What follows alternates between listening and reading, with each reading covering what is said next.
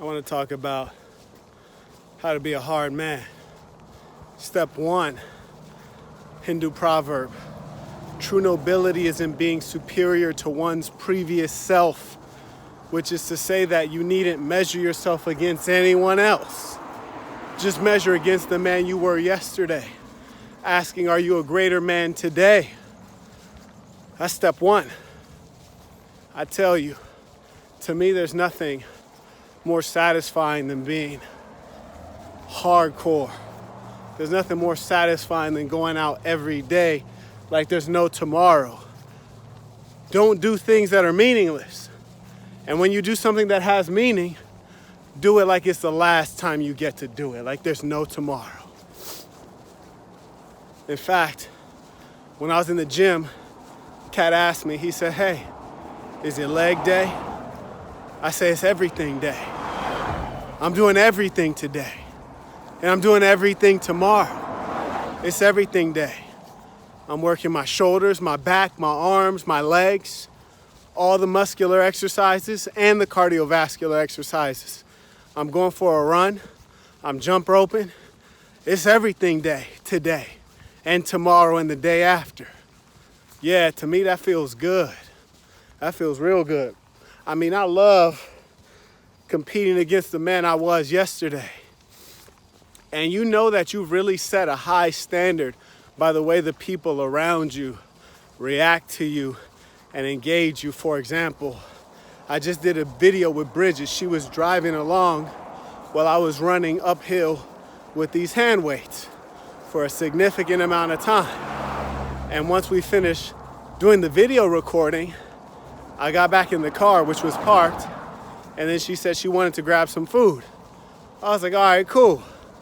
Then she says, are you gonna run back home or? And then it dawned on me that it's not normal when I just finished going for a run with hand weights for her to turn and ask me, am I gonna run back home? And we're several miles away from my home. But she asked me that because she knows that I'm one who's often doing savage things like that. And to her, it wasn't a second thought to ask me if I was running back home because she thought I was probably thinking that. At the moment, I wasn't. But as soon as she said that, I said, yeah, that's what I'll have for dessert. A couple more miles with these weights. So I got out and started running. And it feels good to see the standard that I've set reflected in her. To see that she has that kind of respect to ask me if I'm gonna run home. When most people would assume you ain't got nothing left in the tank. She knows I don't get tired.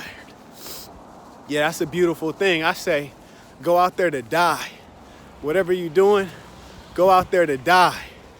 My last boxing match, I lost so much weight and I had to work out the night before, the morning of to make weight. And then before the fight, my trainers were warming me up. I didn't have anything left, but I didn't even say anything. I just hit the mitts anyways. Went into the ring exhausted. And then halfway into round two, I felt like lead. And then I said to myself, I said, Marquette, you gotta die. You gotta die in here. It's homicide or suicide. If you ain't got it in you to commit homicide anymore, you don't have the strength, power, speed, energy to commit homicide, well, then you gotta commit suicide. You gotta do everything you can do, throw as many punches as you can until you die of exhaustion. No tomorrow. Homicide or suicide. Do it to the fullest. If I fall out dead doing it, at least let them say, damn, he went hard.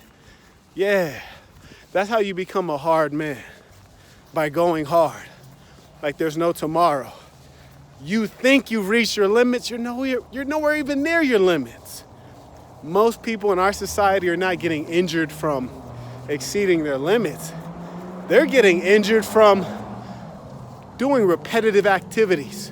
They're getting carpal tunnel, not doing new exciting things. They're getting injured from not doing activities, from being a couch potato. Because you got to take inspiration anywhere you can get it in this weak, soft society.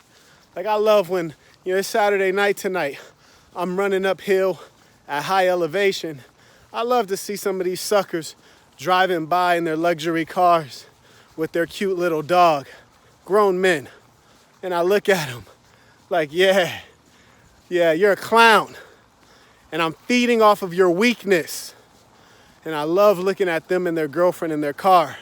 And both of them are looking at me. The guy wants to be a real man, so he's taking a good look so he can remember what it looks like, because it's so rare now. One of the things I love about boxing, especially those old veterans who have been in the fight game for so long, is that they have no mercy. They don't care anything about your feelings. First round, I got my contact punched out. I was telling this chick the story. She said, why didn't you ask your trainer to put the contact back in when you got back to the corner? I said, you gotta imagine, these are people who repair cuts on your face, who shove enormous Q-tips up your nose to pull out the blood and snot so that you can breathe. If I tell them, oh, my contact is out, can you take the other one out? These are men who reach into your mouth and pull out your mouthpiece and have no regard for germs or COVID-19. These are men who deal in blood and sweat as a core part of their work. These are men without mercy. These are men who, when you come back to the corner, they're coaching you on how to tear down and destroy and decimate another human being. These are men who are telling you to hit them in the ribs so you can break the ribs. These are men who are telling you to punch them in the kidney to disable them. They don't have any mercy. Yeah. Those are beautiful men to be around. Those are men of war. You need to increase your investment into the war mentality. Because look, when you live in this soft, look at this. Oh, that's so cute. Yeah. Yeah, you live like that in these nice little townhouses over here in your comfy little bed every night. When something rough happens, you're gonna fold like a lawn chair. So you gotta willingly go into war with excitement so you can be hard. So when hard times come, it's a cakewalk to you. So I wanna encourage you to be hard, man. You don't have to get into the fight game. You might fast. You might say, hey, I'm gonna fast this whole week, sun up to sundown. You know, you might increase your workout routine. You might run 13 miles and you never ran that far, but you need to be pushing past the limit. You need to get to that point to where there's no tomorrow. You need to get to that point where it's suicide. Yeah, because you motherfuckers is living on the safe side of life too much. And then you wonder why you're not getting what you want. It's because you don't really want it. That's what I'm encouraging you to do, is to really want it, to really want something. And what you'll find is that when you push really, really, really hard on one thing, you're gonna learn about yourself. You're gonna learn how tough you really are. And when you learn how much resilience you really have, you can apply that widely to the various pursuits that you have. And you will see fruit. So I just wanted to stop and share this message with you as I make it back to my comfortable home after having put myself through discomfort voluntarily. I encourage you to do the same thing. We're gonna end this the right way, the way we always do, with the creed of the assassin. Repeat after me with conviction wherever you are.